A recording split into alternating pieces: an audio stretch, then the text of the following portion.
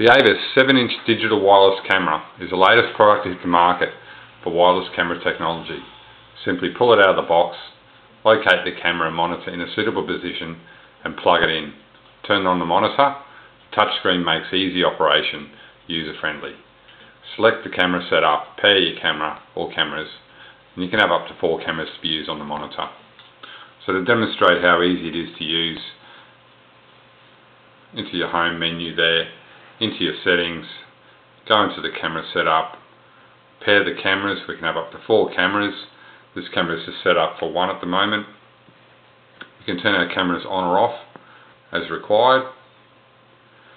We have a brightness display, plus or minus 2 in the brightness settings, depending on where your camera is located.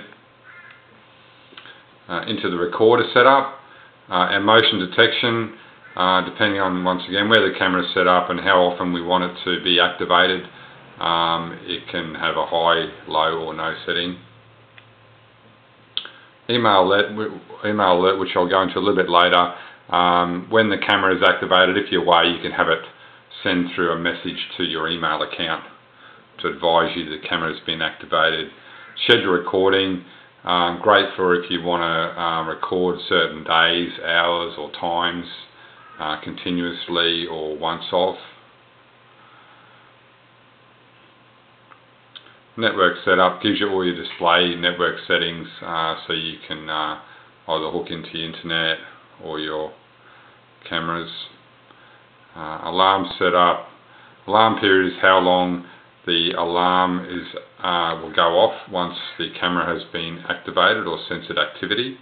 So we can have 2, 10 or 30 seconds, or we'll just have none altogether. Melody, we can change the noise it makes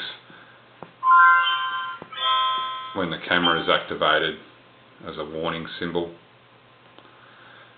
System setup. Power saving mode. If you take the unit off the mounting and you take it to another room, basically your camera will still work. It's got a range of about 30 meters, and the power saving mode basically just makes it last a bit longer on the monitor. Once you plug it back into the holder, it'll basically start charging again as long as it's connected to a power source. Screen auto lock, if you want to lock off the screen so none of the settings can be changed. Time gives you a clock alarm, so if you wanted to set alarm for a certain period of time, you can do that. Time settings gives you your actual setup when you're setting it up to your date, year and time.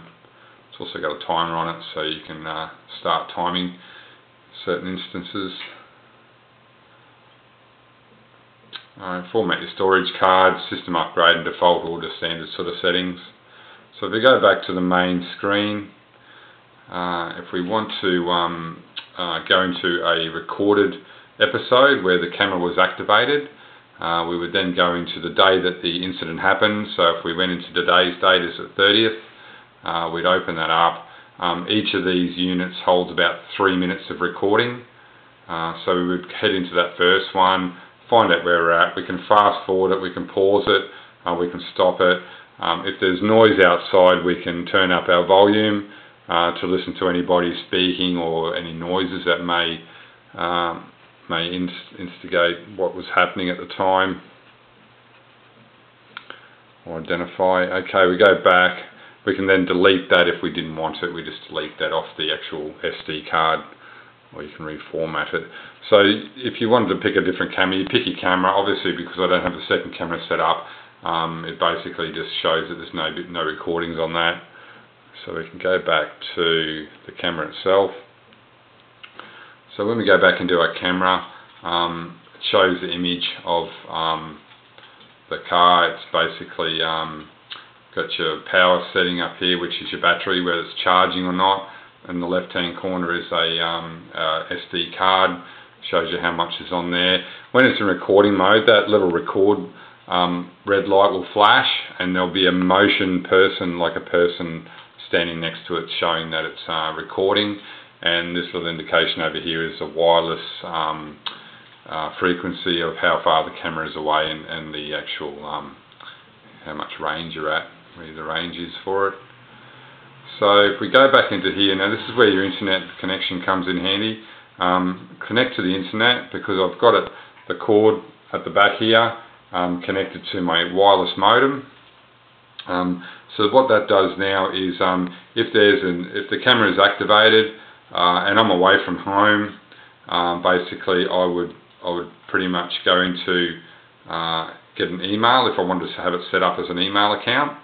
So it would then let me know that something's happening.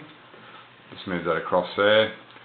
Okay, so once you've got your email alert, then you can download an app prior to having all this set up. You download your ABIS app, and pretty much brings up your camera and what's happening, the situation that's happening there at the moment. So it's got a little green wording there that says connected.